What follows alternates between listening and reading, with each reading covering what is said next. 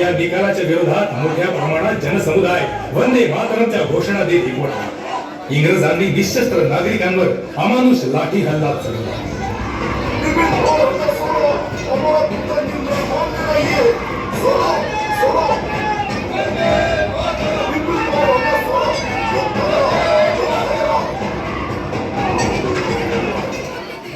त्याच्या धगधगत्या काळजातून वंदे मातरमचा जयघोष चालू होता. Vande Mataram, Vande Mataram. Shut up, you Indian dog. Vande Mataram. Keep your mouth shut. Vande Mataram, Vande Mataram, Vande Mataram. हे तरुण क्रांतिकारक खुदीराम बोस आणि त्याचा साथीदार प्रफुल्ल याने मॅजिस्ट्रेट किंग्स कोर्टच्या बग्गीवर बॉम्बने हल्ला करून त्याला ठार करण्याचा कट रचला होता. पण चुकीने दुसऱ्या गाडीवर हल्ला करत मॅजिस्ट्रेट बचावला आणि 3 इंग्रजांच्या हत्येच्या विरोधात वयाच्या केवळ 18व्या वर्षी खुदीराम बोसला फाशीची शिक्षा ठोठावण्यात आली. खुदीराम बोस याला 3 इंग्रजांच्या हत्येप्रकरणी फासावर मृत्यूदंड देण्याची शिक्षा कोर्ट देत आहे. Why are you laughing mister Khudiram? तुम्हाला माहिती आहे का कोर्टाने तुम्हाला फाशीची शिक्षा दिली आहे? हो, मला माहिती आहे, पण माझा तुम्हाला बम कसा बनवायचा हे शिकवायची इच्छा अपूर्ण राहिली. वंदे मातरम, वंदे मातरम, वंदे मातरम, वंदे मातरम, वंदे मातरम.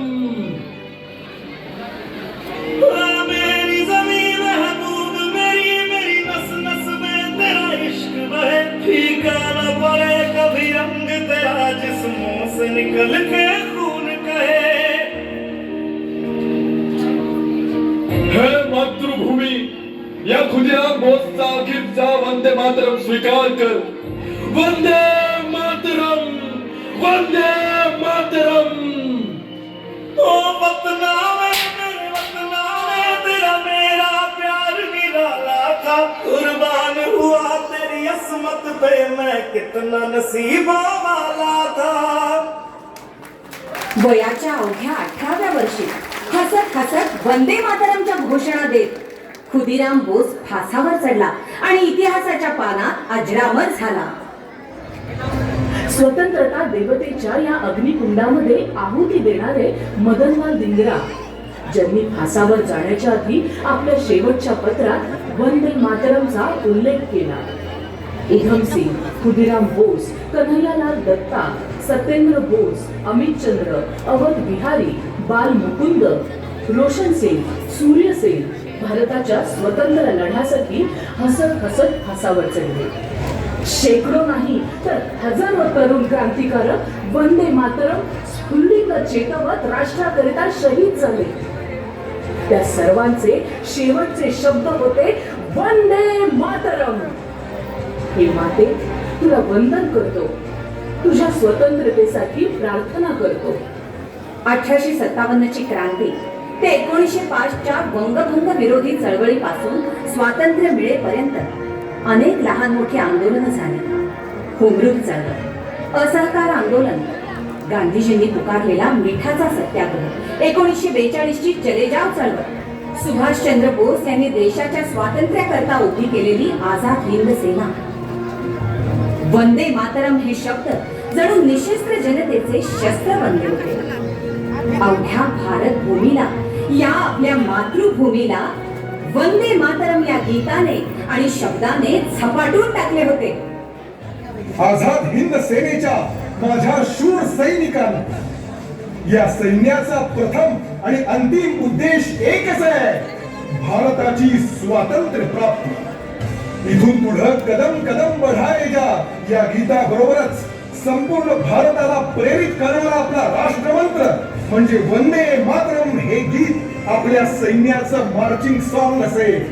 बंकिमचंद्र चट्टोपाध्याय यांचं हे स्फूर्तिदायी गीत आणि तिमीर भट्टाचार्य यांच्या संगीतानं सजलेलं हे राष्ट्रीय गीत आपल्या सैन्यामध्ये एक नवीन वंदे मातरम, वंदे मातरम, आझाद हिंद सेना जिंदाबाद. आझाद हिंद सेनेने ब्रिटिशांना जोरदार धक्का दिला होता. त्यांच्याच प्रेरणेने मुंबई बंदरात INS तलवार या युद्ध नौकेवर युनियन जॅक उतरवून तिथे वंदे मातरमच्या जयघोषात नौदलातील अधिकाऱ्यांनी विद्रोह करत तिरंगा फडकवला होता. त्याच्या पाठोपाठ वायुदलातील भारतीय क्रांतिकारकांनीही विद्रोह केला. सैन्य जेव्हा राजसत्ते विरोधात बंड करते आणि वंदे मातरम सारखे हुंकार गीत जेव्हा त्याच्या सोबत असते तेव्हा शत्रूला माघार घ्यावीच लागते. एका पाठोपाठ बसलेल्या धक्क्यांमुळे ब्रिटिशांना भारत मातेवर राज्य करणं शक्य झालं नाही आणि तो सुवर्ण दिवस होतो. 15 ऑगस्ट 1947 साली भारताला स्वातंत्र्य प्राप्त झालं. भारत माता आता स्वतंत्र होती. येथील देशवासी आझाद होते. वंदे मातरम हे शब्द आणि हे गीत उच्चारण्यावर आता कोणत्याही प्रकारची बंदी होती. स्वतंत्र भारतात मुंबई आणि दिल्ली आकाशवाणीवरून गायलं गेलेलं पहिलं गीत हे वंदे मातरम हेच होतं. हे भारत माते, आता तू स्वतंत्र आहेस, आम्ही तुला वंदन करतो, हा भाव त्यामध्ये होता.